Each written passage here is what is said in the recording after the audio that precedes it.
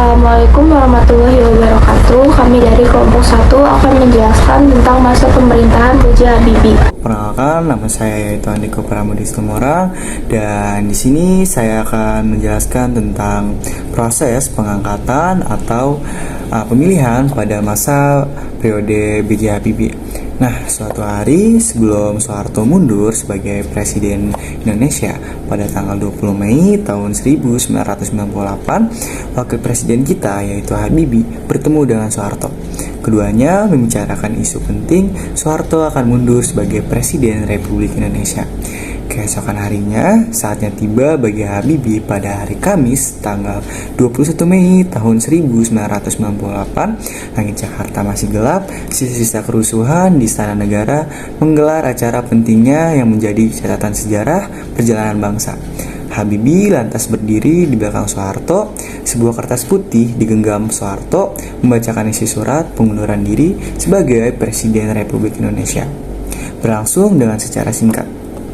Dia lantas menyambut nama Habibie menjadi penggantinya Presiden Republik Indonesia B.J. Habibie yang akan melanjutkan sisa waktu jabatan Presiden pada tahun 1998 sampai 2003. B.J. Habibie diminta membacakan sumpah dan kewajiban sebagai Presiden Indonesia.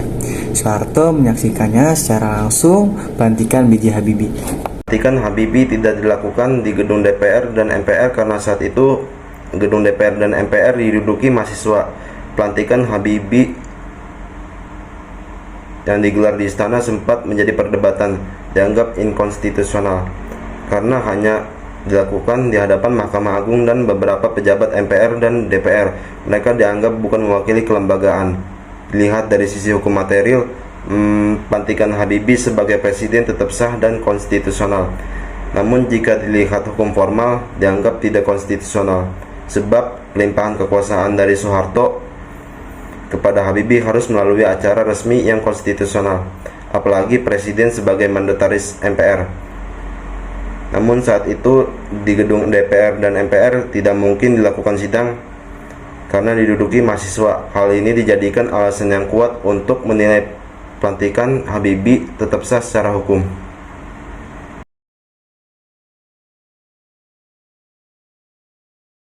Habibie menjabat sebagai presiden selama 1 tahun, mulai dari tahun 1998 sampai tahun 1999. Meski terbilang singkat, Habibie mampu membuat reformasi besar-besaran dalam sejarah Indonesia.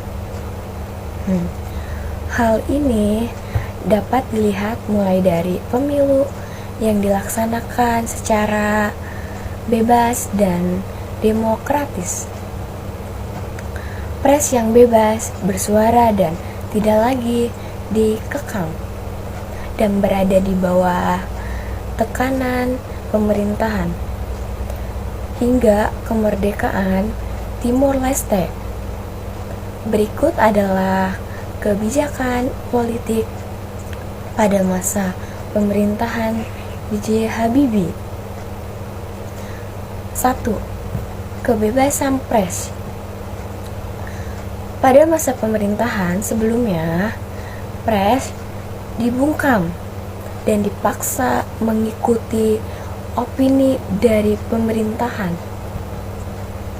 Dilansir dari Komisi Informasi Pusat Republik Indonesia, dikeluarkannya Undang-Undang Nomor 40 Tahun 1999 tentang pers pada masa pemerintahan Habibie, menjadikan pers sebagai salah satu wujud kedaulatan RI, sehingga undang-undang tersebut menjadi ujung tonggak dari kebebasan pers yang ada di Indonesia, yang sering beredar pada masa pemerintahan sebelumnya.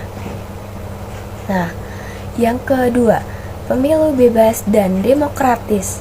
Bersama saya Desra Kaviani dari kelas 12 IPS 5 nomor absen 9. Yang ketiga, otonomi daerah. Pada masa pemerintahan B.J. Habibie dibentuklah Undang-Undang Nomor 22 Tahun 1999. Tujuan dibentuknya undang-undang ini yaitu untuk meredakan gejolak disintegrasi yang sempat pecah belah pada saat Indonesia. Yang keempat yaitu berakhirnya diskriminasi terhadap etnis Tionghoa. Inpres nomor 26 tahun 1999 dan Inpres nomor 4 tahun 1999 yang dikeluarkan oleh B.J. Habibie merupakan titik awal untuk berakhirnya diskriminasi yang terjadi di Indonesia. Dalam Inpres menghapuskan larangan untuk berbicara dan mengajar bahasa Mandarin. Diskriminasi terhadap etnis Tionghoa diwariskan dari masa pemerintahan Soeharto yang sebelumnya memberlakukan program anti komunis yang berimbas kepada diskriminasi terhadap etnis Tionghoa. Masa reformasi di bawah pemerintahan Megawati Soekarno Putri yaitu membuat Komnas Perempuan pada peristiwa Mei 1998 banyak kasus kekerasan seksual dan menimpa perempuan terutama dari etnis Tionghoa. Hal ini memicu lahirnya agar masalah ini tidak terulang kembali.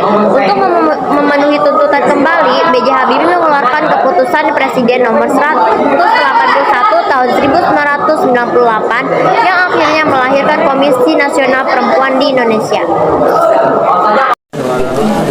5. Kemerdekaan Timor Timur referendum atau pemisahan dari Timor Leste dari Negara Kesatuan Republik Indonesia terlaksana pada masa pemerintahan B.J. Habibie. 1. Maju menggantikan Presiden Soeharto yang berlengser pada 20 Mei 1998. Bahrudin Yusuf, B.J. Habibie yang kala itu menjabat sebagai wakil presiden menghadapi pekerjaan rumah yang besar. Salah satunya keadaan ekonomi yang porak-poranda yang berdampak pada hilangnya kepercayaan publik pada pemerintah.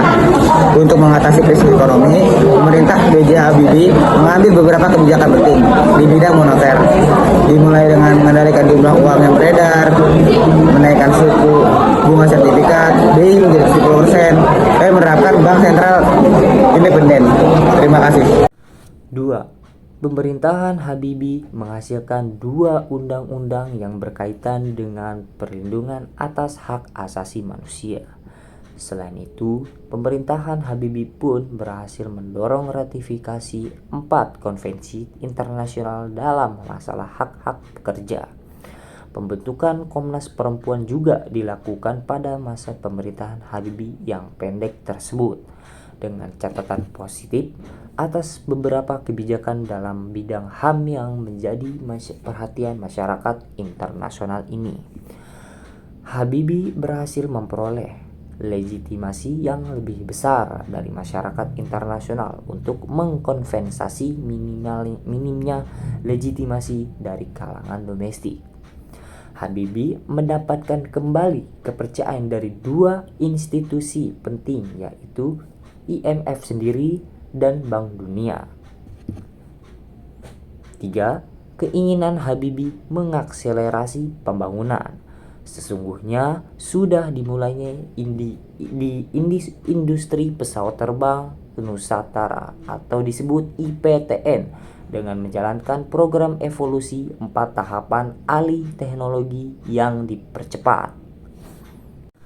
2. Pemerintahan Habibie menghasilkan 2 undang-undang yang berkaitan dengan perlindungan atas hak asasi manusia. Selain itu, pemerintahan Habibie pun berhasil mendorong ratifikasi 4 konvensi internasional dalam masalah hak-hak pekerja.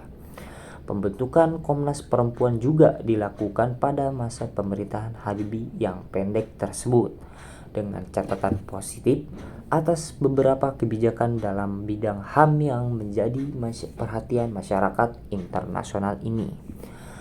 Habibie berhasil memperoleh legitimasi yang lebih besar dari masyarakat internasional untuk mengkonvensasi minimnya legitimasi dari kalangan domestik.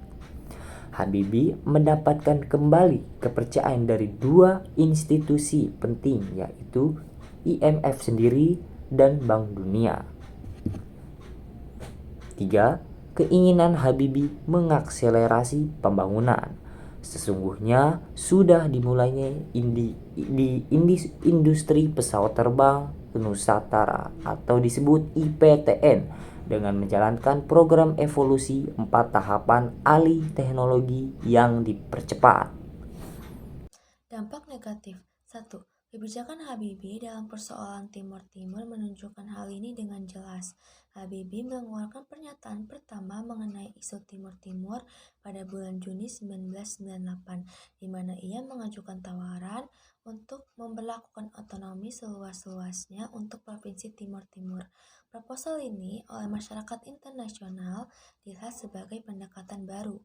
Di akhir 1998, Habibie mengeluarkan kebijakan yang jauh lebih radikal dengan menyatakan bahwa Indonesia akan memberikan opsi referendum untuk mencapai solusi final atas masalah Timor Timur dan akhirnya lepas dari wilayah Indonesia.